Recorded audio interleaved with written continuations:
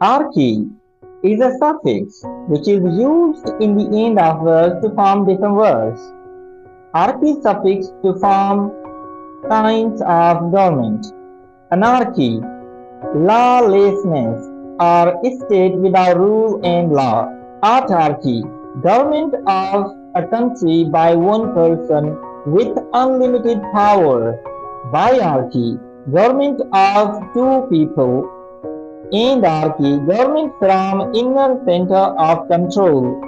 Monarchy, government of kings or monarch. Oligarchy, government in the hands of a few people. Anarchy, government by all universal rule. Pentarchy, government of five rulers or powers. Oligarchy, government of many persons. Theocracy, government of gods.